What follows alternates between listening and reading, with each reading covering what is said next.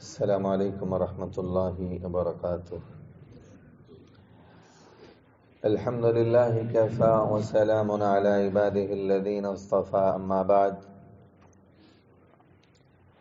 اعوذ باللہ من الشیطان الرجیم، بسم اللہ الرحمن الرحیم۔ الطلاق مرتان فامساک بمعروف او تسریح باحسان۔ معزز سامعین کرام، سورۃ البقرہ آیت نمبر 229 کی پہلے ٹکڑے کی میں نے تلاوت کی ہے، جس کے اندر طلاق کا مسئلہ بیان کیا گیا ہے۔ اللہ رب العزت کا ارشاد ہے، الطلاق مرتان، طلاق 2 مرتبہ، فَإِمْسَاكُمْ بِمَعْرُوفٍ أَوْ تَسْرِيحٌ بِإِحْسَانٍ، بس یا تو اچھائی کے ساتھ روکنا ہے یا عمدگی کے ساتھ چھوڑ دینا ہے۔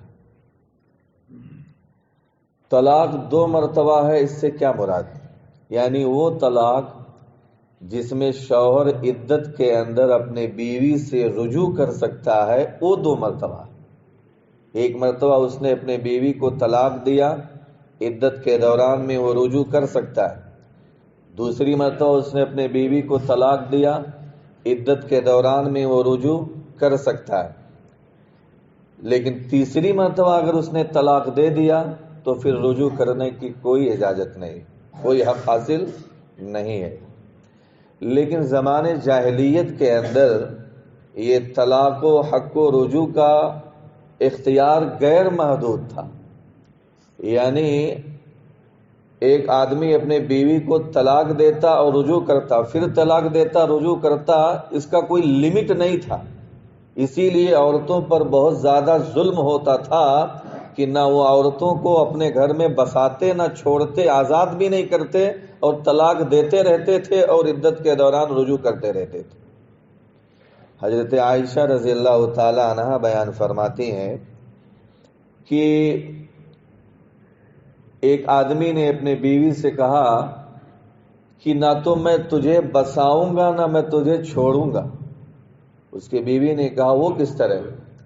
تو اس نے کہا کہ میں تجھے طلاق دے دوں گا اور عدت کے دوران میں رجوع کر لوں گا، پھر طلاق دوں گا، پھر عدت کے دوران رجوع کر لوں گا، پھر طلاق دوں گا۔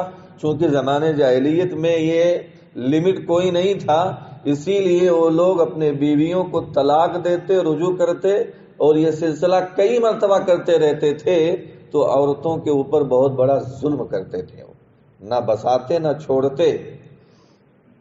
تو یہ جب معاملہ اس عورت کے ساتھ پیش آیا تو وہ عورت حضرت عائشہ رضی اللہ تعالی عنہا کے پاس آئی اور اس نے اپنا ماجرا سنایا، تو حضرت عائشہ رضی اللہ تعالی عنہا خاموش رہی، کچھ جواب نہیں دیا۔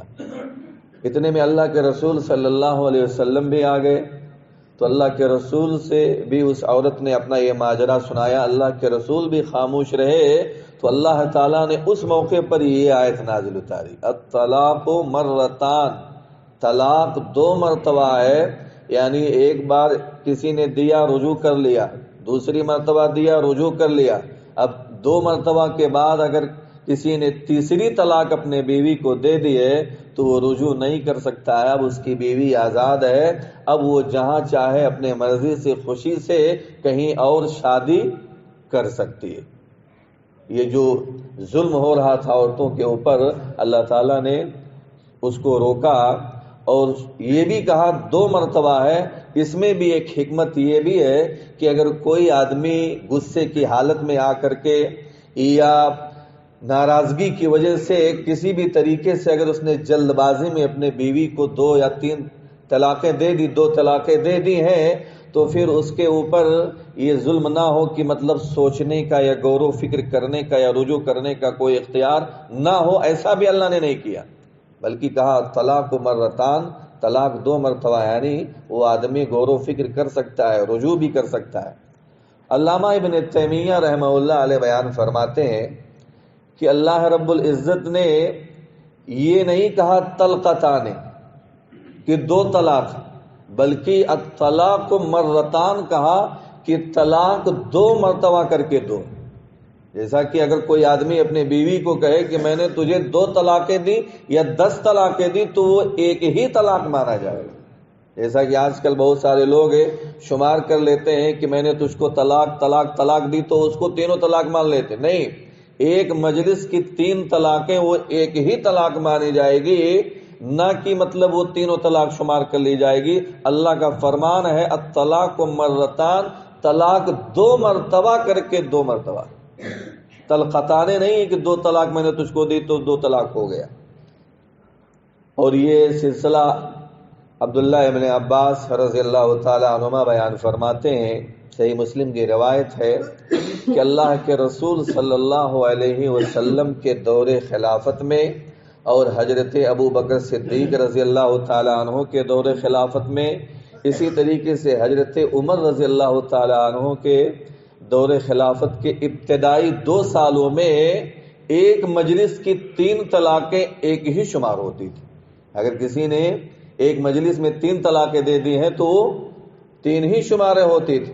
لیکن بعد میں حضرت عمر رضی اللہ تعالی عنہ نے جب دیکھا کہ لوگ طلاق کے معاملے میں جلد بازی سے کام لینے لگے، یعنی طلاق کو لوگوں نے کھلونا بنا لیا ہے اور بہت جلدی اس کے اندر کرنے لگے ہیں، حالانکہ اللہ تعالیٰ نے اس میں مہلت اور آسانی پیدا کی تھی، لہٰذا میں ان کے درمیان میں اس کو نافذ کر دوں گا.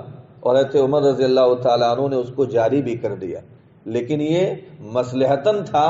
آپ نے دیکھا کہ لوگ بہت جلد بازی کر رہے ہیں، شاید میں اگر اس کو نافذ کر دوں تو لوگ سدھر جائیں، جلد بازی سے باز آ جائیں، ورنہ یہ آپ کا اجتہادی مسئلہ تھا، یہ آپ نے لوگوں کو بطور تعزیر کے یہ حکم جاری کیا تھا. ورنہ آج بھی طلاق جو 2 مرتبہ ہے، کسی آدمی نے اگر اپنے بیوی کو طلاق دیا ہے تو 1 طلاق دے. اور طلاق دینے کا طریقہ کیا ہے؟ شرعی طلاق کہ ہم نے اپنے بیوی کو کوئی آدمی طلاق دیا تو حالت طہر میں دینا ہے، پاکی کی حالت میں دینا ہے. پھر اس کے بعد میں اس کی بیوی 3 مہینہ عدت گزارے گی. کتنا؟ 3 حیض عدت گزارے گی.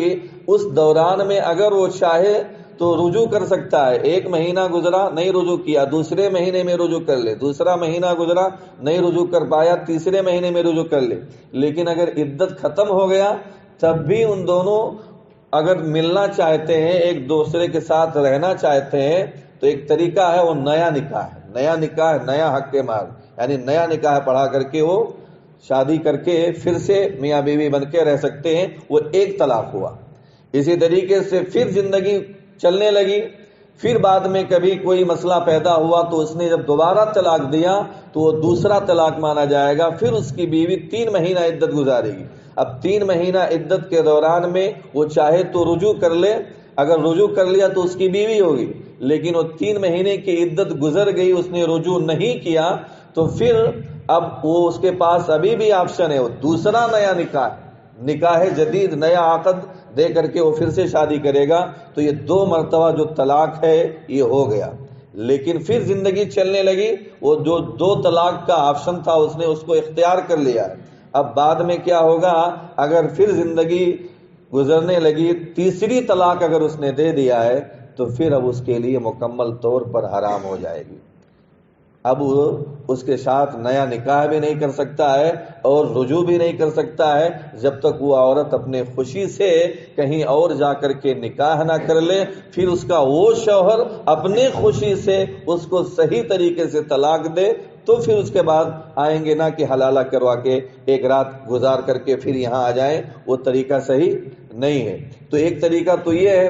لیکن اگر کوئی آدمی چاہے کہ میں اپنے بیوی سے بالکل بائیکاٹ ہو جاؤں گا، اس کے ساتھ نہیں رہنا چاہتا ہوں، بالکل اس سے میں الگ ہونا چاہتا ہوں، تو اس کا شرعی طریقہ عبداللہ ابن مسعود رضی اللہ تعالی عنہما بیان فرماتے ہیں کہ آدمی اپنے بیوی کو حالت طہر میں پہلی طلاق دے، پھر دوسرا مہینہ جب حالت طہر میں آئے تو اس میں وہ اس کو دوسری طلاق دے دے.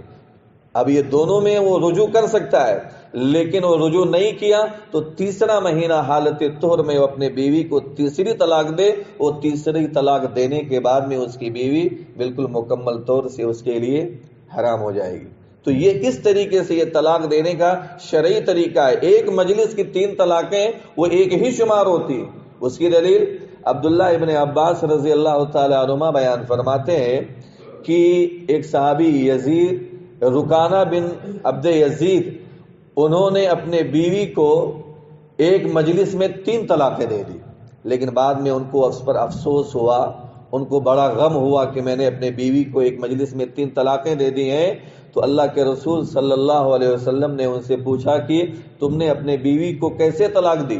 انہوں نے کہا اللہ کے رسول میں نے اپنے بیوی کو 3 طلاقیں دے دی ہیں. تو پھر آپ نے پوچھا کیا ایک مجلس میں 3 طلاقیں دی ہیں؟ انہوں نے کہا ہاں میں نے ایک ہی مجلس میں 3 طلاقیں دے دی. تو اللہ کے رسول نے بیان فرمایا کہ وہ 3 طلاقیں ایک ہی طلاق شمار ہوگی. اگر تم رجوع کرنا چاہتے ہو تو رجوع کر لو. اس کے بعد میں رکانہ نے اپنے بیوی سے رجوع کر لیا. تو میرے بھائیوں، یہ طلاق کا مسئلہ ہے، ہم اور آپ اس کو صحیح طریقے سے سمجھ لیں. بہت سارے لوگ اپنے یہاں اس مسئلے کو نہیں سمجھ پاتے ہیں، وہ طلاق طلاق طلاق کہہ کر کے گھبرا جاتے ہیں کہ میں نے اپنے بیوی کو 3 طلاقیں دے دیا، یہ تو میری بیوی مجھ سے الگ ہو گئی، 3 طلاقیں ہو گیا.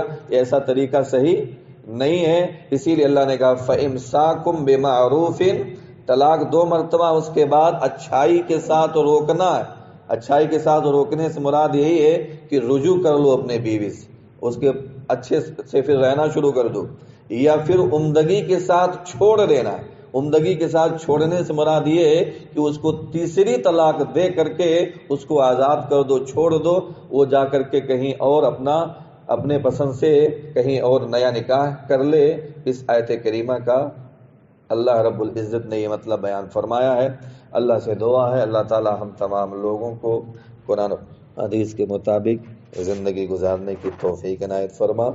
اللہ ہم سب لوگ گنہگار ہیں، ہم سب لوگوں کے گناہوں کو معاف فرما. اللہ ہم سب لوگوں کو جنت الفردوس کے اندر جگہ دے. اللہ ہم تمام لوگوں کو جہنم کے عذاب سے بچائے. آمین. وآخر دعوانا ان الحمد للہ رب العالمین. السلام علیکم ورحمۃ اللہ وبرکاتہ.